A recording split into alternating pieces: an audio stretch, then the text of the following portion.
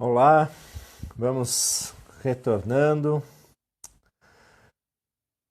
Vamos ver se o liberal, nosso palestrante liberal, vai retornar. Vão preparando as perguntas, pessoal.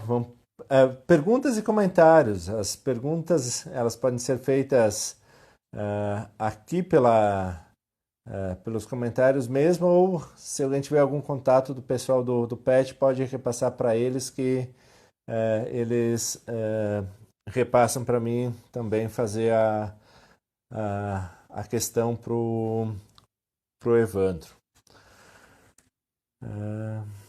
Acho que...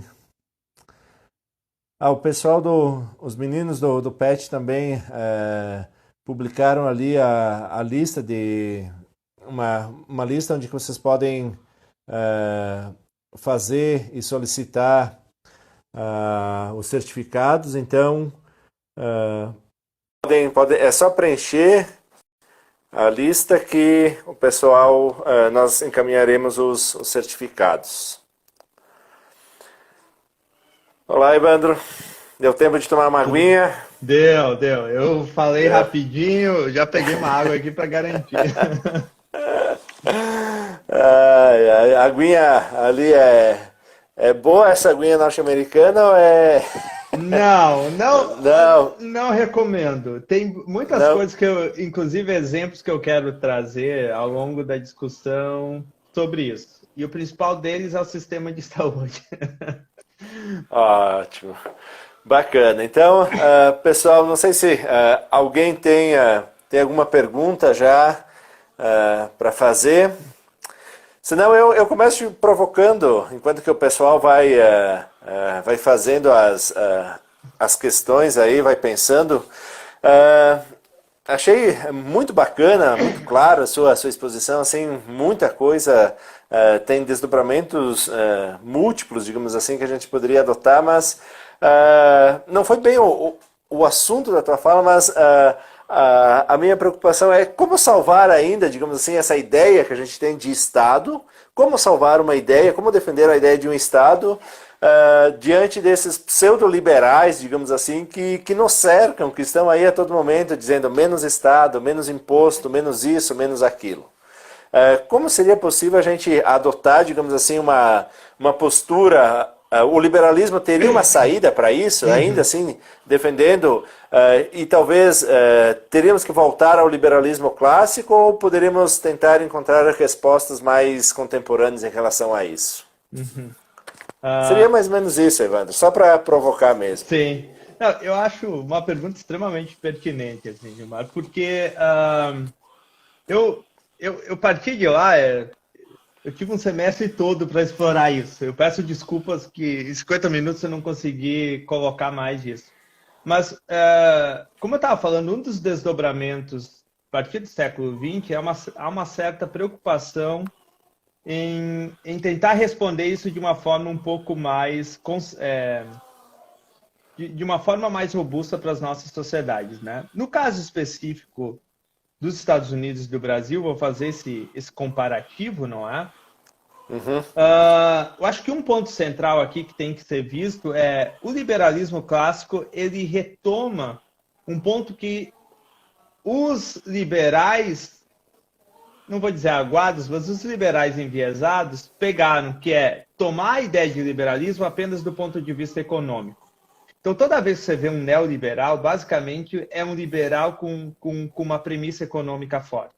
Não é? Então, muitos desses que se dizem liberais são isso. Então, qual um dos problemas que o próprio Amartya Sen, que foi ganhador do Nobel de Economia, escreveu a ideia de justiça, mas ele tem um pequeno livro sobre ética e economia, ele diz o seguinte, que a economia se transformou, com o passar do tempo, em uma questão meramente técnica. Então, o que acontece? O liberalismo foi reduzido à ideia de um liberalismo econômico, em que a função, por exemplo, do Estado era basicamente coordenar o mercado, e de não interferência, obviamente, não é? Porque a ideia da mão invisível do Smith, sobre aquela ideia de lei de oferta e procura, parece sugerir exatamente isso. E o que o Sen coloca que ele diz? Esse é um problema central. que a noção de mercado que o capitalismo traz, ele pode ser confundido com a própria concepção de economia. Com economia do grego, lá vem do oiko e nomos, não é? A norma da casa. E a própria noção de norma tem implícita uma espécie de premissa ética. Então, quer dizer, a economia também tem valores morais que circundam essa discussão. O que os liberais, alguns liberais fazem é pegar só essa visão do liberalismo econômico. E aí qual é o problema? Eles acham que tudo é resolvido na esfera econômica e que os valores sociais e os valores morais, digamos assim, eles deveriam ficar à parte dessa equação. Isso também tem um pouco influência do próprio positivismo lógico, uma espécie de limpar o terreno dessas discussões em relação à ciência, mas uma das consequências desastrosas foi essa. Imaginar que a economia não tem valores. E um dos exemplos que eu cito é o exemplo que o Michael Sandel fala do furacão Katrina, que teve em New Orleans, aqui, em 2006, se não estou enganado, que é o seguinte, ele diz, do dia para a noite, uma garrafa de água, um copo de água assim, que custava, sei, $1, passou a custar 20. Ele diz assim, se a lei da oferta e procura e não tem oferta e procura por causa de um desastre gigantesco que matou quase 2.000 pessoas, o mercado deveria dizer, não, tá tudo bem. Tá tudo bem, a gente pode continuar cobrando $20 por uma garrafa d'água, mas é um furacão, todo mundo está sem água, todo mundo... Não. É a lei da oferta e procura do mercado vai dizer que nós deveríamos ser regular por isso. Então, essa visão bruta, digamos assim, do liberalismo, trouxe esse tipo de visão enviesada, de imaginar que um liberal não pode oferecer esse tipo de resposta. Então, quando o Rawls escreve em 1971 Uma Teoria da Justiça, ele surge com uma proposta do que ele chama de liberalismo igualitário, que é um liberal clássico ao estilo do Smith, que é o seguinte, um liberal também se preocupa com questões sociais. E ele vai dizer, e ele usa os dois princípios famosos dele, não é o princípio da igualdade e da liberdade, mas também o princípio da diferença. O que eu coloco de tudo isso, não é? Contemporaneamente, por exemplo, para o Brasil pode ainda adotar um plano liberal. Eu me considero um liberal. Eu não vejo problema no projeto liberal.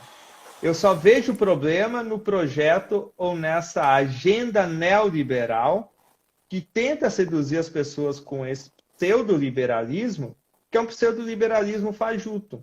É um liberalismo tupiniquim, por quê? Ele mistura duas coisas, o liberalismo econômico com o reacionarismo, que não é a mesma coisa que o conservadorismo. O conservadorismo, de Burke e outros autores, a primeira coisa que eles sempre deixaram muito claro, jamais a religião deve interferir no Estado. Isso é ser um conservador, diz que determinados valores e costumes devem ser conservados ao longo da sociedade para não haver uma ruptura abrupta. O que eles têm muito medo? Revolução. Então, o conservador prega que os valores vão sendo moldados ao longo da história. Um reacionário acha que valores do tio lá de 1950, sabe? Aquele pessoal que tinha outros valores de muito tempo atrás, que aquela ideia aquele tempo é que era bom, sabe? Onde você estudava até a quinta série que nem a minha mãe, meu pai jamais foi na escola, aquele tempo é que era bom, porque todo mundo não tinha nada. E esses valores, eles são valores que são confundidos. Então, esse liberalismo tupiniquim costuma misturar isso. Uma agenda econômica de privatiza tudo que nada está dando certo, com uma agenda reacionária de que nós somos um país cristão, então devemos ser contra liberdades tais como o aborto, liberdade sexual, liberdade não sei o quê. E, quer dizer, eles pegam, do meu ponto de vista, o que parece existir de pior do liberalismo e juntar. Aí dá esse tipo de visão extremamente equivocada. Um autor que eu sugiro bastante é o próprio Amartya Sen, que ganha o Nobel de Economia junto com o Arrow, se eu não estou enganado, criando o IDH, não é? Aquele Índice de Desenvolvimento Humano. E ele é indiano, então ele tem uma consideração muito grande por essas questões, etc., não é? E hoje você vê assim muitos autores pós-Rawls tendo esse tipo de preocupação. Piketty, que trabalha muito com a economia, também parece ter algumas preocupações nessa linha. Então, eu diria para você assim, eu acho que o liberalismo ele pode ser tomado de um outro ponto de vista, deveria ser tomado de um outro ponto de vista pelos brasileiros, porque ele funcionaria muito bem. Eu trouxe aqui para vocês, não é essa conta aqui, eu acho que é assim. Sempre falar sobre, porque a gente fica falando sobre liberalismo nos Estados Unidos, e eu sempre gosto de mistificar esse negócio que funciona bem. Eu tenho Tá, uma conta. Oi, Perdão. Evandro. Então, não, só para Sim, engatar, daí eu acho que talvez você responda a questão do Gabriel, que ele diz o seguinte, ó. O Brasil funciona de acordo com o liberalismo e os Estados Unidos. Será que a gente pode fazer essa comparação assim? Talvez o teu exemplo sim. ajude a responder a Isso mesmo. pergunta dele. Eu diria que funcionam de formas distintas. Os Estados Unidos já nasce com uma premissa muito forte de ser um liberal. Então, veja o seguinte, um democrata que as pessoas olham como sendo de esquerda ainda seria um liberal para os moldes brasileiros, não é? Um republicano estaria mais ainda adiante com essa agenda liberal do que um democrata. Então, essa é uma diferença fundamental. Mesmo os democratas, Rawls mesmo, na obra Liberalismo Político 93, cita, mesmo um democrata ainda é um liberal nos Estados Unidos. A gente não. Nós temos, por exemplo, duas grandes forças de embate político no Brasil, por exemplo, o PT, ou a esquerda, e o PSL, ou outros partidos mais à direita, não é? Eles têm agendas muito distintas, não é? Se você pegar a própria teologia e filosofia da libertação, ele insere elementos mais marxistas nesse cenário. Aqui nos Estados Unidos, não. Aqui nos Estados Unidos, essa visão, por exemplo, eles abominam qualquer tipo de cobrança de impostos. Você diz, tá, mas eu não consigo entender. Eles não querem. Eles simplesmente, enfim, em aula, a gente já levantou essas discussões e todo mundo diz, não, eu não acho que deva ter um sistema de saúde universal. Aí você vai numa consulta, não é? Para fazer um exame do joelho e você paga, não sei se vai aparecer ali, vai aparecer aqui, 1.760 dólares, tá?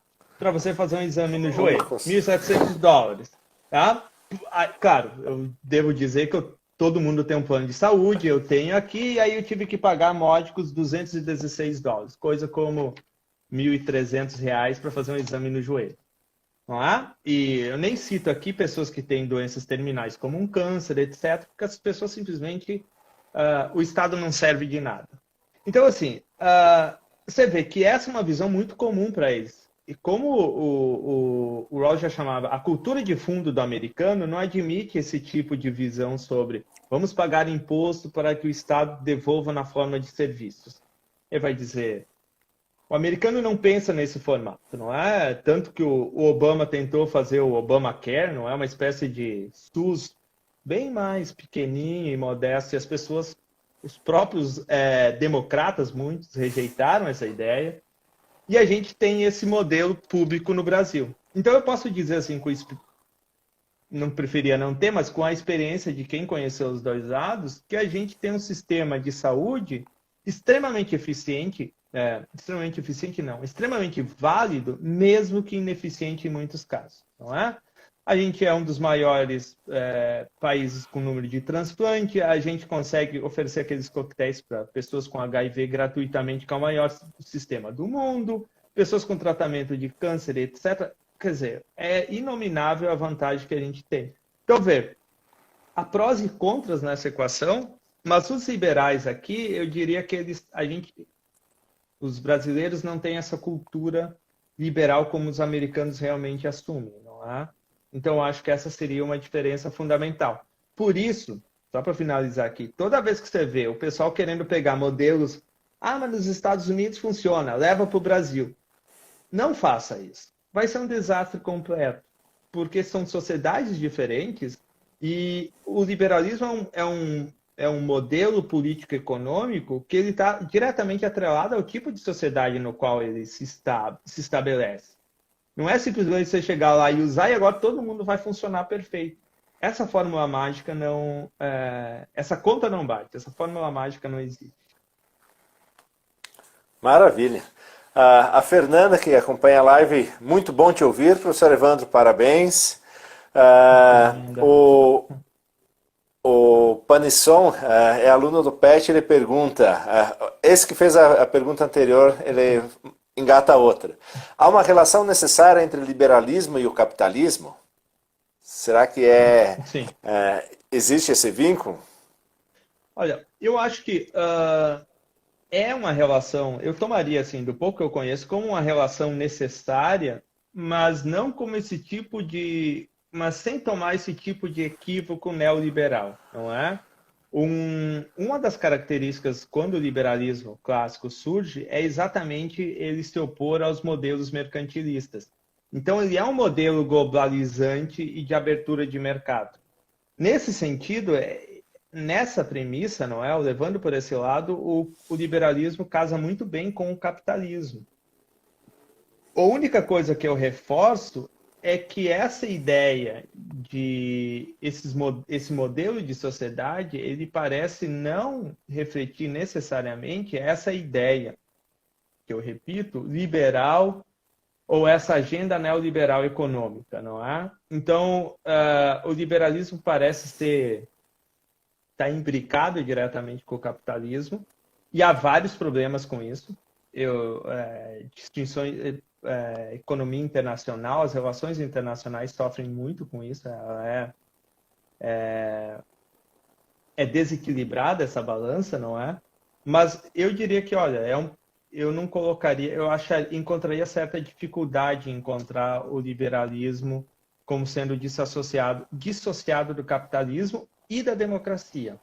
O liberalismo político não se dissocia da democracia. Se você pegar lá o Habermas, de Eticidade e Validade 94, ele vai falar no princípio da democracia. Não é? E ele vai tomar isso como sendo uma espécie de premissa fundamental dentro desse modelo. E olha que o Habermas tem grandes discussões com o Rawls exatamente sobre o modelo liberal. Então, eu acho que essa é uma ideia de que é um casamento que parece estar dando certo há um bom tempo, mas, obviamente, como tudo, ele pode ser melhorado. Não é? Maravilha. O Silvestre Savino te parabeniza, ótima exposição, professor Evandro, e ele pede se você poderia falar um pouquinho mais sobre o libertarianismo do Nozick, que ficou bem atraente em meio dos anticorrupção brasileiros, ou seja, que foi... Sim. Bom, veja, o Nozick, quando ele escreve o Anarquista da Utopia, ele tem uma preocupação, ele tem um alvo, né? Ele vai querer xingar um pouco o Rawls, dizer que o modelo do Rawls não funciona muito. E ele vai fazer uma retomada do Locke. E aí ele vai dizer que pelo modelo que o Locke propõe, pela essa noção de direito à propriedade, que os indivíduos deveriam ter mais liberdade dentro do Estado e não menos. Então ele puxa a corda nesse sentido, em uma ideia muito clara de que o Estado, ele usa, não é o termo, Estado guarda noturno. É um Estado que deveria interferir menos na sociedade e mais observar. Então, essa ideia de um libertarianismo é a ideia de que o Estado interferiria menos em condições, na dinâmica social, não é? Na dinâmica da sociedade, em detrimento ao que aparentemente o Rawls proporia. Porque o Rawls tem a ideia de que políticas públicas ou sociais, o Estado deveria estar engajado para promover os indivíduos. O Nozick tem uma visão um pouco distinta. Ele diz, olha, se você não deu certo, muito da sua culpa é por você mesmo, não é? Mais do que qualquer outra questão estrutural. E o Rawls vai dizer, não, olha, isso não é verdade. As condições sociais determinam o ambiente e determinam quem vai ter mais ou menos condições. Tanto é que o Rawls nunca disse, você deve ter um modelo assistencialista. O que o Rawls sempre pregou é que os indivíduos deveriam ter condições no que ele chama de estrutura básica da sociedade. Então ele diz, vocês acham que é justo, e eu não tenho nada contra os filhos de juízes, que fique claro, não é? Que o filho do juiz estude numa escola no exterior, tenha as melhores oportunidades, não precise trabalhar ou dividir o seu turno estudando, e quando ele vai prestar vestibular, e você, que tinha que trabalhar para ajudar a sua família e e estudar numa escola de ensino público que não tinha tantas qualidades, você vai considerar que se um passar e outro não, foi por causa do mérito do filho do juiz que teve todas as condições para isso? O que o Rawls chama atenção? Não. Então, o que é fundamental? O Estado tem que oferecer as condições básicas para que todos possam desenvolver as suas capacidades. Quem não conseguir, tudo bem, isso depende da capacidade dos indivíduos. Mas não é justo que você coloque numa corrida de 100 metros, digamos assim, que alguns indivíduos saiam do 0, outros saiam do 30, outros do 50 e outros do 70. E esperar que todo mundo cruze a linha de chegada e dizer, não, foi justo, todo mundo saiu ao mesmo tempo. Não. Então, o Rawls tem essa preocupação e o Nozick vai dizer que não. Ele acha que o Estado tem que ser um Estado menor. E um exemplo que eu sempre cito é um Estado com muita liberdade. O Nozick vai querer dizer o seguinte, olha, o Estado jamais vai proibir você de fumar, por exemplo. E nem vai fazer campanhas anti-fumo ou coisas do tipo. Mas o Estado também não vai te dar nenhum tipo de benefício de saúde se um dia você eventualmente pegar um efizema pulmonar. Ele vai dizer, o Estado vai dizer, você teve a sua opção de escolha, você exerceu, agora o Estado não lavou as mãos quanto a isso e pronto. Não te cobro, mas também não te dou. É um Estado mais, uma espécie de neutralidade do Estado diante da sociedade, não é? O Nozick é muito bom para isso, e se você quiser pegar um cara que parte do Nozick para criticar o Nozick, é o Philippe Van Parijs, que ele desenvolve aquela noção do mínimo social existencial, eu não me lembro a terminologia, que o Suplicy pega, vai lá, conversa com ele e traz para o Brasil a ideia de Bolsa Família. É uma espécie de mínimo social, que alguns discutem como sendo assistencialismo, outros não. Maravilha. Temos mais algumas perguntas aí. A tua fala aí foi instigante. O Ariston manda a seguinte, ó. O capitalismo de monopólio, um exemplo de monopólio hoje seria a Amazon, que destrói pequenos negócios.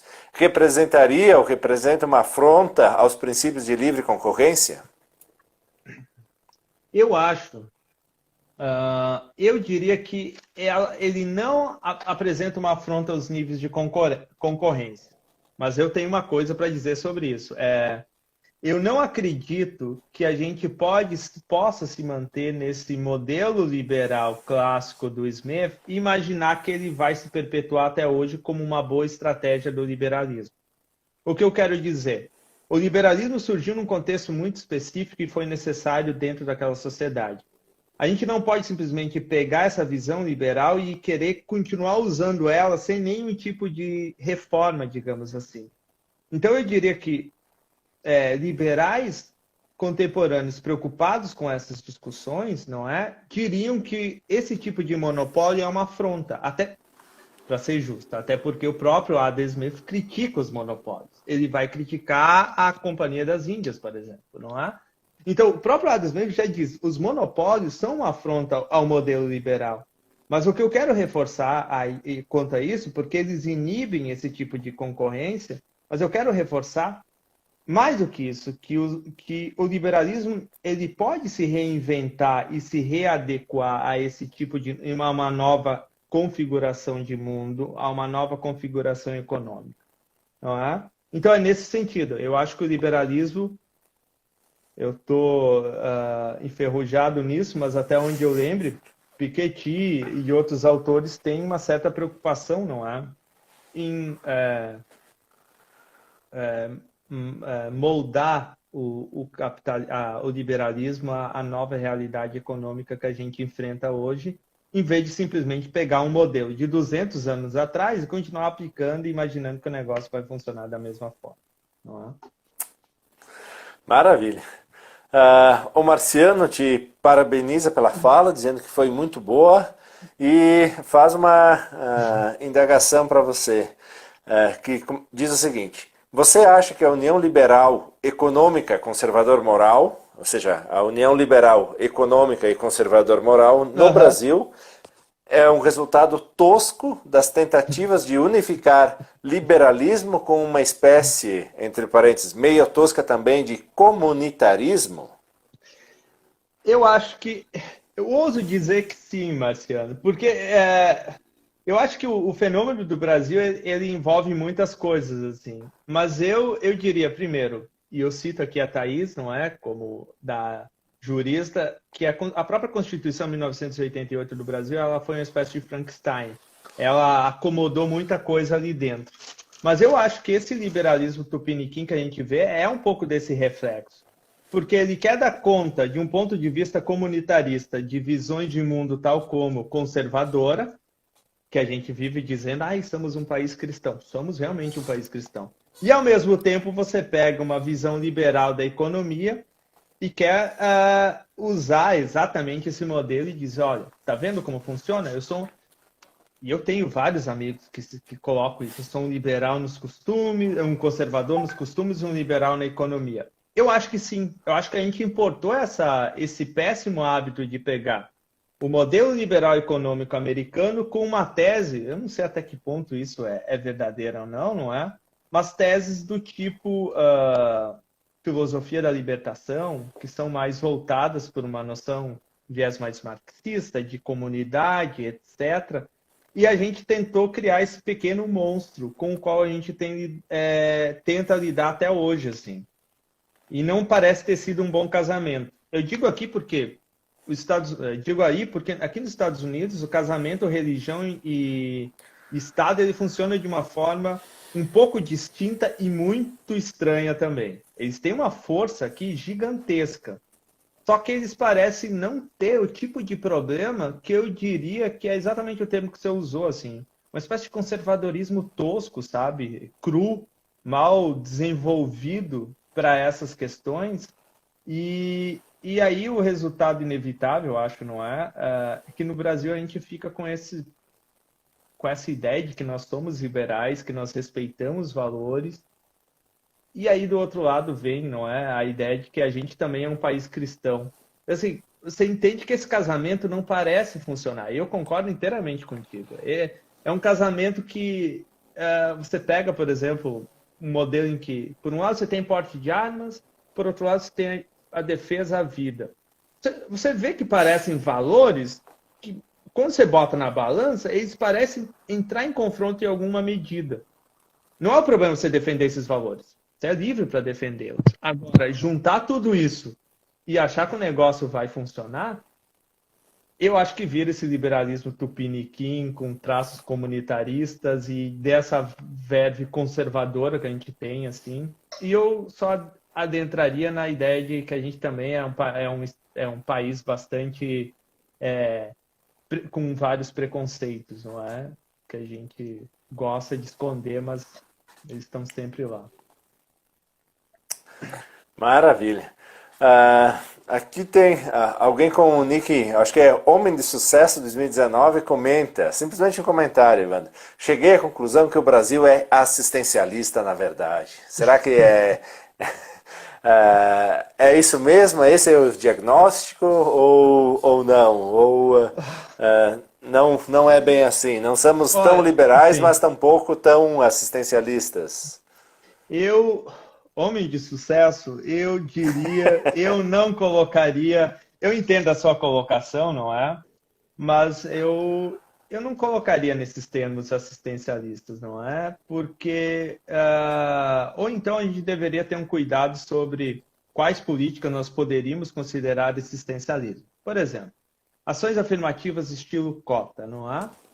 Eu considero como sendo fundamental, fulcral, que muitos liberais, tais como Rawls, do working, defenderia sem o menor problema. E eu não considero isso um tipo de assistencialismo em absoluto, porque ela é uma tentativa, do ponto de vista de um liberal clássico, por exemplo, de tentar fazer com que essa ideia de desenvolvimento da sociedade, a riqueza da nação, o florescimento dos indivíduos seja possível. Isso é difícil você imaginar isso como um assistencialismo, quando, por exemplo, uma outra característica da sociedade brasileira é a desigualdade, não há?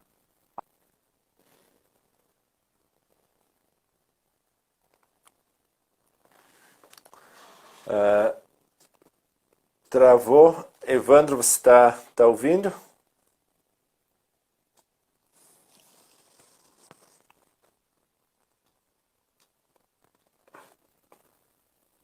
Tá. Oi, deu. De uma...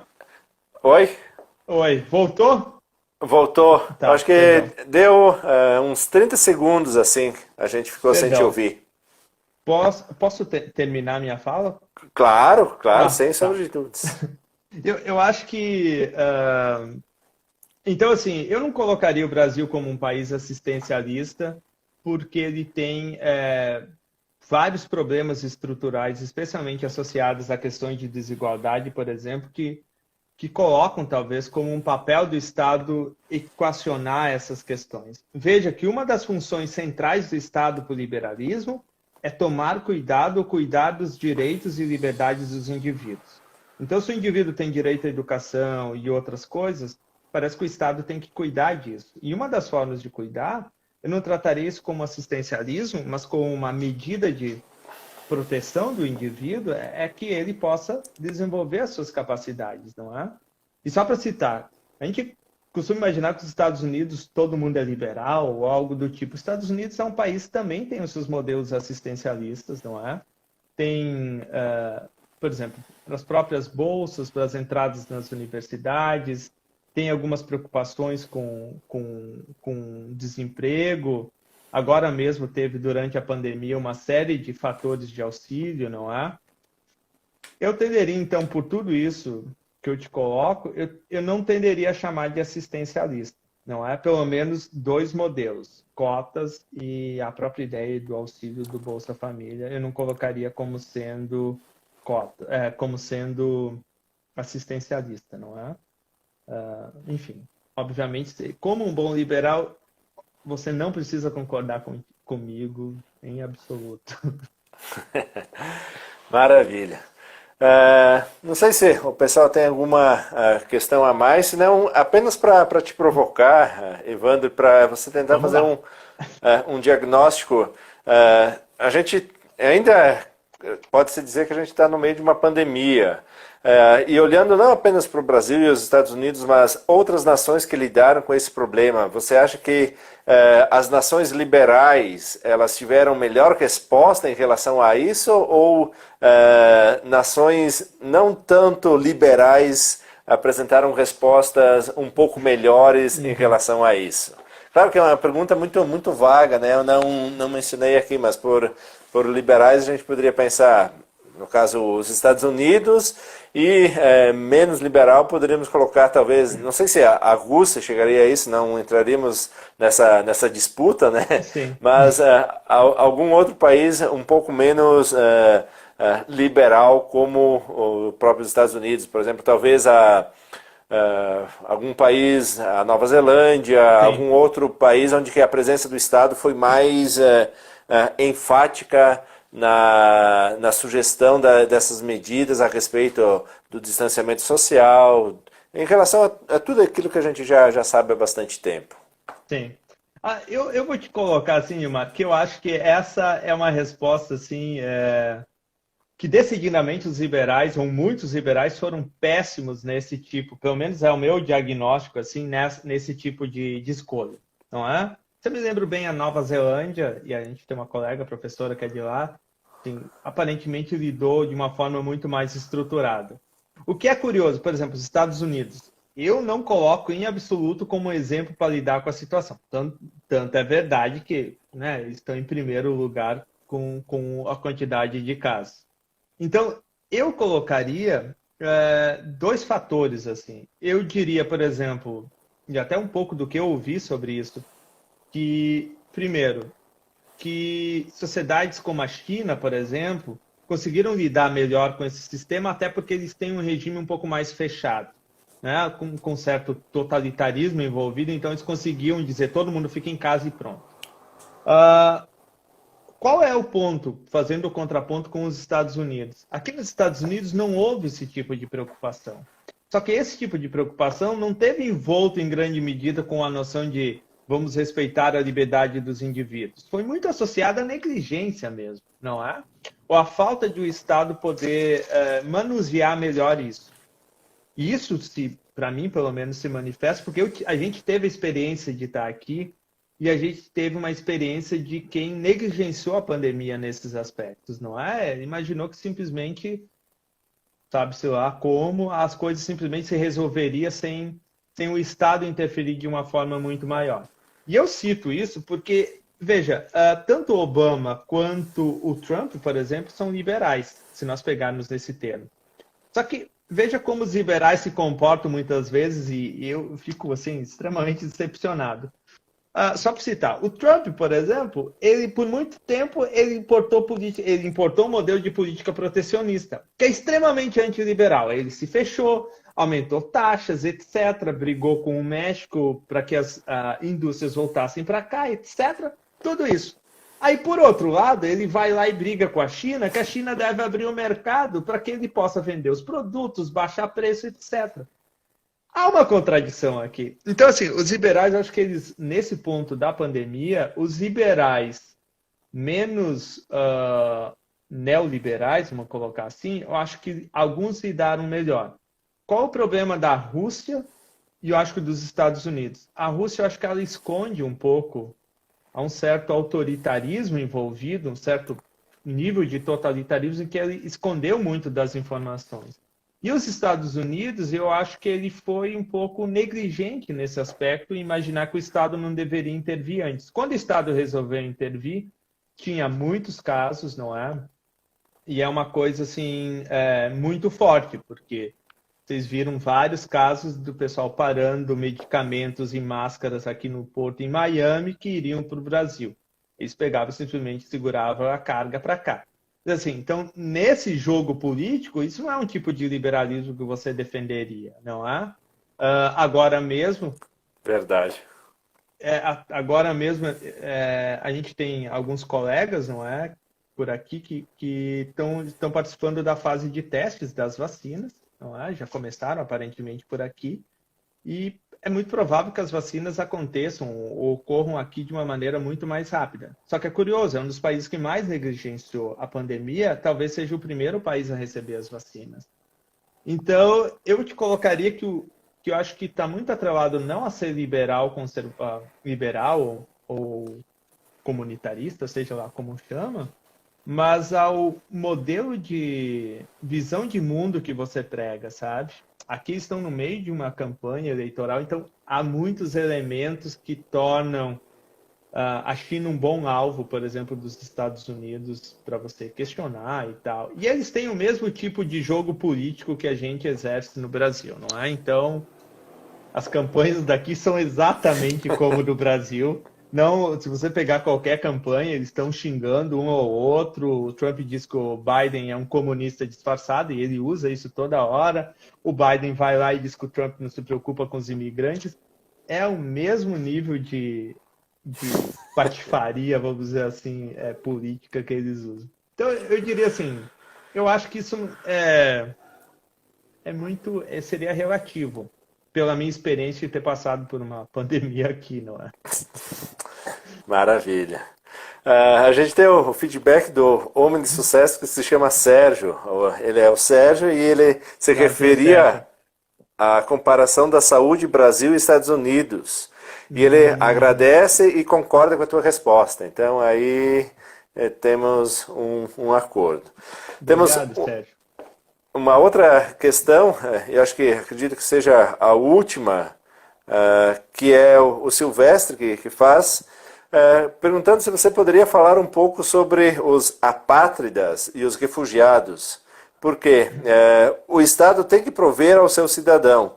E aos que não eram e vieram a ser, como o liberalismo lida com isso? Ou seja, como que o liberalismo lida se alguém que não era cidadão passou a ser cidadão, no caso dos refugiados, e de forma análoga também aos apátridas? Perfeito. Eu acho que essa é uma questão fundamental. Assim. Do que eu reconheço assim, de muitos autores, por exemplo, Kant, tem muitos autores que, a partir de Kant, defendem uma visão cosmopolita, liberal, de que você deve abrir as fronteiras, não é? Então, isso não deveria existir de nenhuma forma. Até onde eu conheço dessas discussões sobre imigração, um liberal seria favorável a essa ideia de fluxo de pessoas dentro da sociedade. Exatamente porque uma visão protecionista de fechamento do Estado é tudo que um liberal não deveria querer, não é? Quando o Estado, você fecha ou enclausura o Estado, a sociedade ou grupos de indivíduos, você faz exatamente o que um Estado não deveria fazer do ponto de vista do liberalismo político. Agora, do ponto de vista do liberalismo econômico, não estou dizendo que um liberal econômico vai concordar com isso. Mas a gente pega exemplos, eu cito o Trump aqui novamente, não é? Como um exemplo de um liberal que tenta lidar com o caso dos refugiados de um ponto de vista extremamente tosco, para usar o termo, não é? Dizendo que eles não acrescentam nada à sociedade, etc., usando uma série de elementos para desconstruí-los. O que acontece? No frigir dos ovos, um liberal diria que sim, a sociedade deveria dar conta desse fluxo de indivíduos, porque, ao fim e ao cabo, se a gente volta lá para o liberalismo clássico, a noção de que indivíduos são portadores de direitos, por exemplo, Locke, Mill, ele nunca citou indivíduos dos Estados Unidos são portadores de direitos, indivíduos da Somália não, entende? Então, essa é uma espécie de arranjo que a gente faz de Estado para tentar fechar um pouco isso. E é isso que eu reforço, isso me assusta muito. Modelos protecionistas não são modelos, parecem irem não ao, mas de encontro à tese liberal de uma ideia de fluxo de indivíduos, fluxo de pessoas, etc. Não é? E eu reforço aqui, a minha experiência aqui tem sido da mais variadas, com muitas coisas boas, mas coisas assim também que nos fazem perceber que os Estados Unidos é uma sociedade também com os seus demônios, como é o Brasil, não é? E os imigrantes é um exemplo muito típico. Sofrem muito, têm um salário muito abaixo, são mandados embora de uma forma muito fácil, então há uma certa manipulação, e aí eu atribuo isso ao modelo capitalista mesmo, não é? Há uma certa manipulação dessas pessoas e uso da máquina econômica para que essas pessoas façam esse serviço. Eu estudo aqui na universidade, poucos colegas latinos, a gente só é porque a gente está aqui de transição, não é? Mas a maioria das pessoas vão fazer serviços como babysitter, cortar sua grama, pintar o seu coiso, mas em geral eles não vão ascender a escala social e pegar outros grupos de trabalhos ou trabalhos melhores, entrar na política com uma dinâmica melhor. Então vejo que mesmo os Estados Unidos, que se julgam estar um país extremamente liberal, tem muita dificuldade em lidar com seus imigrantes. Ele absorveu ele e encontrou uma espécie de nicho econômico para eles, em que eles abastecem os americanos raiz, se você quiser chamar assim, para que eles realizem outras funções. Então, eu acho isso extremamente problemático. Assim. Eu acho que isso é antiliberal, só que eu tenho um outro ponto. Eu não tenho uma resposta para isso e também não acho que a resposta seja tão simples, diga, do tipo, abre as fronteiras e está tudo resolvido. Obviamente, esse não é o meu ponto. Ok. Eu acho que seria isso, Evandro. Muito obrigado. Poxa, a gente que agradece, em pleno sábado à noite, uma aula dessas, ter a oportunidade de... Não, sério, cara, sério, esse bate-papo, essa conversa, assim, é muito legal, ajuda a dar uma visão complementar aos nossos estudantes, então eu começo te agradecendo a você ter aceito o convite, agradeço a preparação, a todo o esforço, a disponibilidade de estar aqui com a gente. Agradeço também quem acompanhou a live aqui, nossos alunos, a comunidade externa, ex-alunos aí. E essa live ela fica gravada e a gente criou um site no Departamento de Filosofia, no YouTube.